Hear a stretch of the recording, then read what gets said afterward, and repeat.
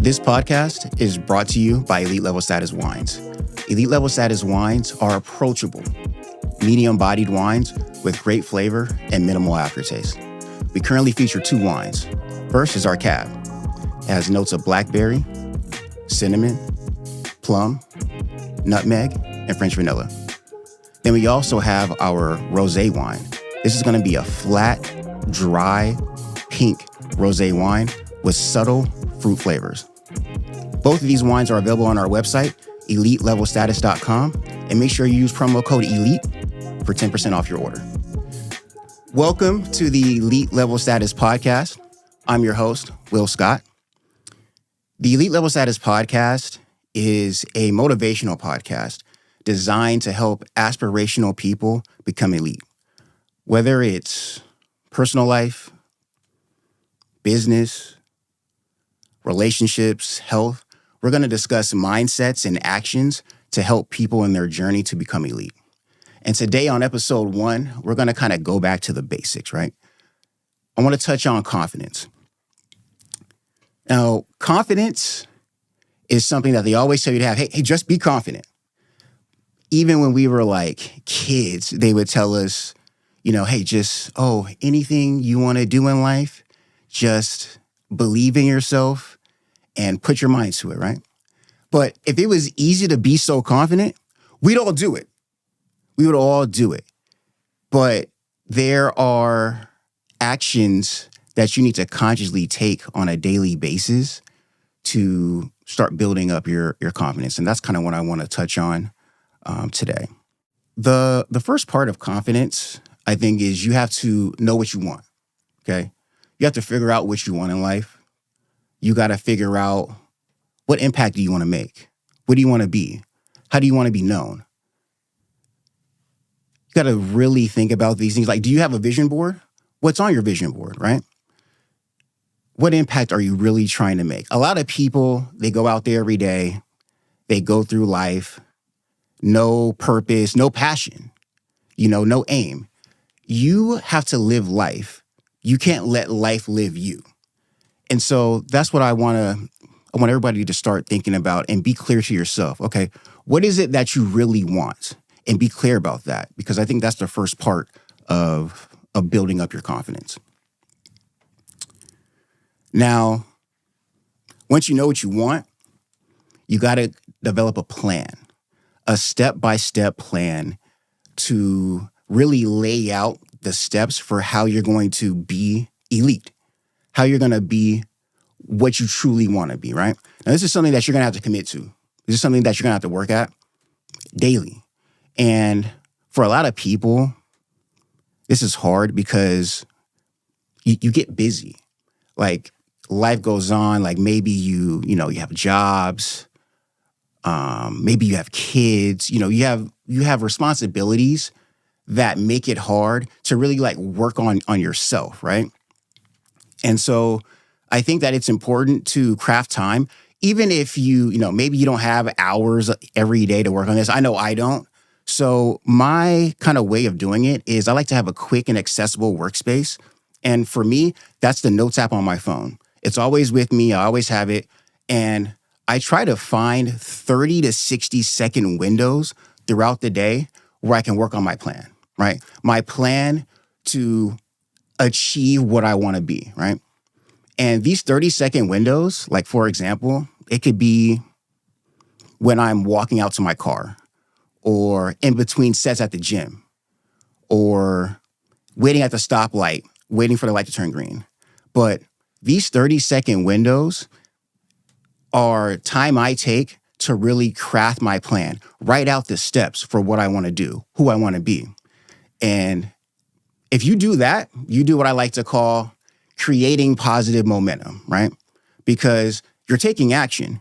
You're writing out the steps for how you're going to achieve your goals, right? And you're creating that momentum.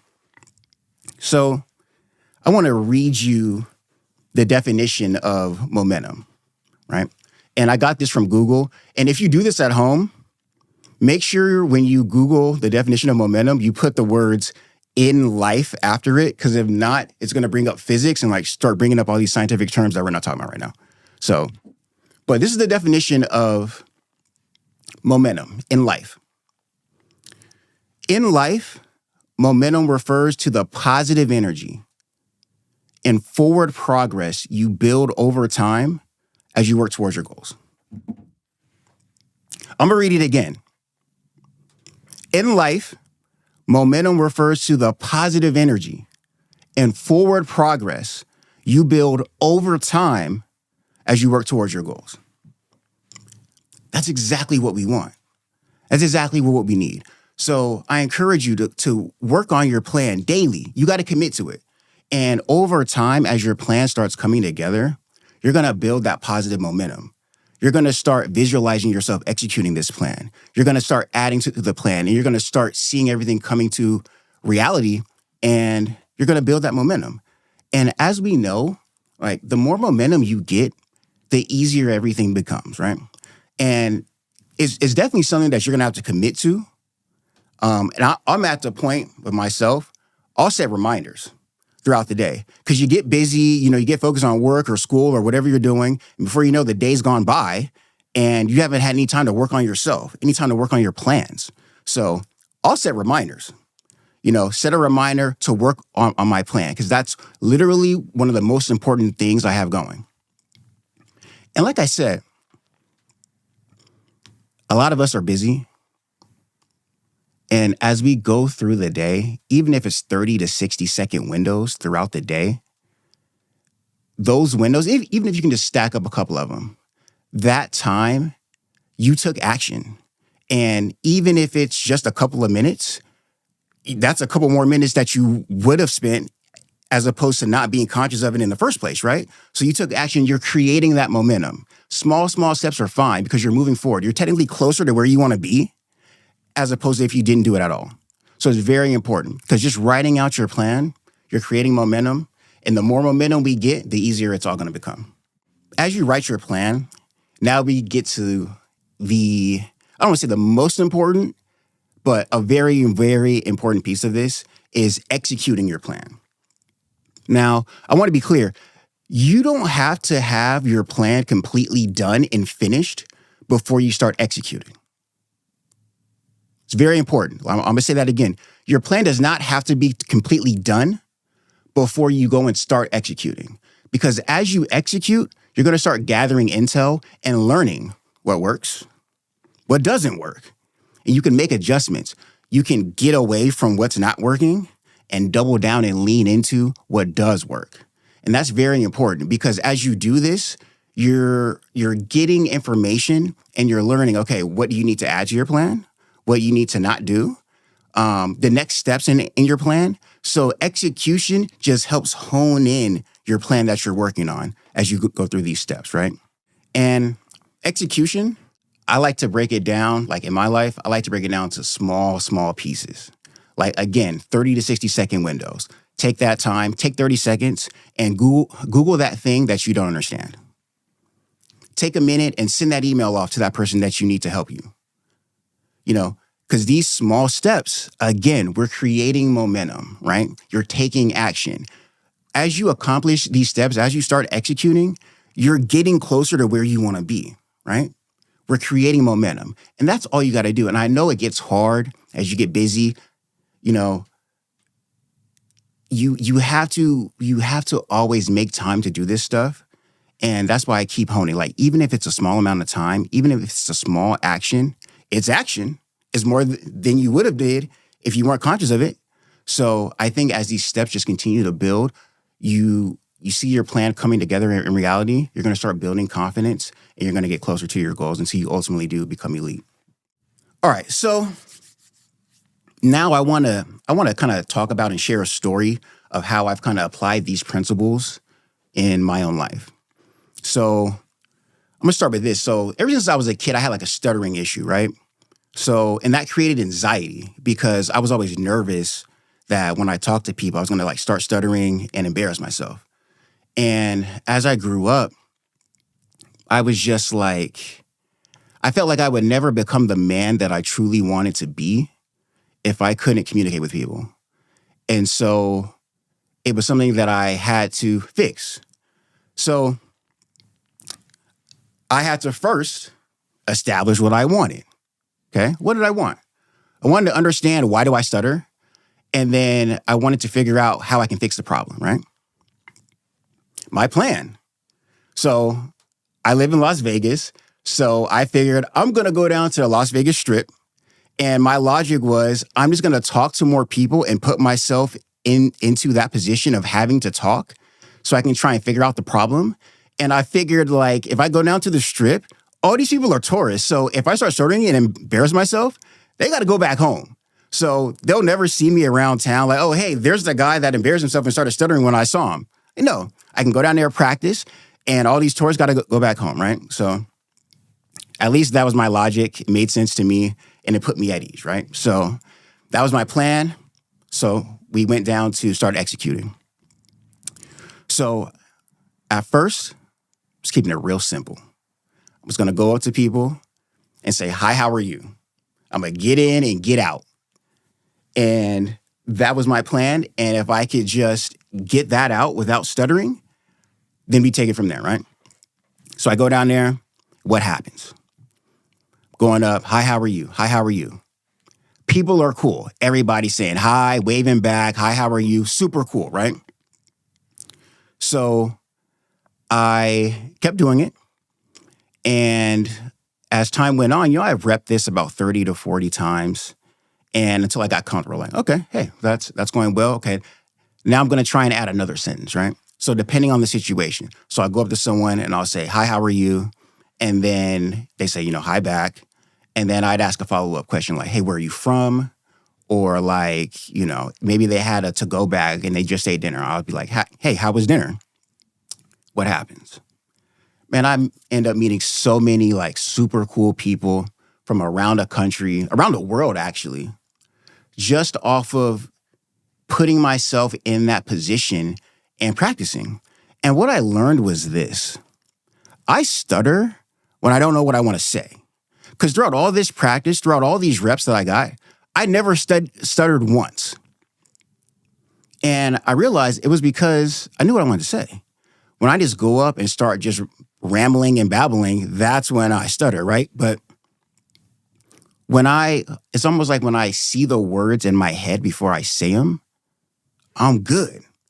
So I was able to like kind of overcome that anxiety of talking to people and kind of overcome my stuttering problem just from working through that plan of, okay, what do I want? Let's go out and execute it. And then, you get your reps, you get your practice, you build your confidence, and then you're able to overcome the problem, right? I said all that. I told you that whole story, right? Whole nice story. I overcame my issues. Well, my anxiety came roaring back in a major way, right? So I got to share this too. So, and this is pretty recent, right? So my anxiety kind of issue came back. It was April 2023, right? And I had the first samples of Elite Level Status wine. I had the cab. And I was drinking it. And I put in all this time into crafting, this wine that I thought people would love, right? And so I was trying the first samples. I was loving it. I'm not gonna lie, I was loving it. I was like, man, this wine is great. I gave some to my mom. She loved it. But I was like, okay, before I launch this company, I want to go and do like some live like taste test to see, okay, like, am I just biased because I'm the one that made it? Like, am I crazy or just actually good wine, right? So again, I knew what I wanted. I wanted to get, some confirmation from, other people that the wine is good. Okay. So my plan was again to go down to the Strip because if I go down there and they don't like it, again, they're tourists, they got to go home. So you go home, you'll never see me again. And if you don't like it, then I can make the necessary adjustments so we can move forward, right? So that was the plan. All right, so it was time to execute. So April 2023, it was a Friday night. I got the wine. I went down to the Strip, right? I went to this place called Cassie Beach House. And I go in and I'm looking for, just people drinking wine. I'm thinking, hey, I'll find some dude somewhere or whoever who's out drinking wine. I can go up and give them a sample and see how they like it, right? And I walk in and nobody's drinking wine, right? So I walk in, I get my table, I'm looking around like, man, nobody's drinking nothing. So order some food, I'm looking around, I'm like, okay. And then finally, there was like a circular table next to mine, and that table got sat. So it was 6 girls. So they got sat at the table right next to me. And they sit down, they order drinks. So I'm looking over, I'm like, okay, cool. Like, I'll start with them. So they order their drinks. They're having like, a girls' night, girls' vibe. So I let them get their drinks, kind of like, let them settle in. And then I'm like, cool, I'm gonna go over to your table. So I grab the wine, and as I'm about to go over there, the anxiety and nervousness that came over me, I can't even explain to you. Because I was thinking like, okay, so you're going to go over there, interrupt their girls' night, and give them some wine that they've never heard of before. I was thinking, what if they're like, who are you? What if they're like, why are you trying to give us wine? It's not even on the menu. And I just remember thinking, this could go very, very bad, and there's nowhere for me to go. Like, their table is right next to mine. This could go terribly, right? But it's important because in that moment, I sat back down and I thought to myself, like, first of all, if you're not going to be confident enough to go up to people and pitch your product, maybe you shouldn't be a businessman at all. That's what I was thinking to myself. We should just go ahead and shut this whole thing down right now if you can't even go up and pitch your product. And then secondly, and more importantly, I thought, not every situation in life is going to be perfect. Sometimes I got to step up and go make the situation perfect, right? So I had those thoughts, and I figured, okay, let's give it a shot. And as far as the execution goes, what am I going to say? I just thought to myself, hey, man, say what you always say. Go up and just say, hi, how are you? Right? Get that one sentence out, and let's take it from there. So I got up. I head over to their table. Now, their table was 5 steps away, but I was so nervous, it felt like 5 miles. You remember when we were like little and we would watch cartoons and the cartoons would get like nervous and their legs would start like shaking and shivering, like their knees start knocking? Like, that's how I felt. It felt like a 5-mile walk, even though their table was like right next to mine, right? But I get up, I go over there, and I go up to the table and I say, hi, how are you? My name is Will. I'm launching a wine brand called Elite Level Status. This is my first wine. It's a cab. Can I leave it here so you guys can try it? They looked at me like, of course you can. We'd love to try it. So I was like, cool. What did I do next? I went and got their waitress and I said, hey, these women are going to try that wine, bring out 6 wine glasses so they can try it. So I went back to the table and I waited for the waitress to come back over, right?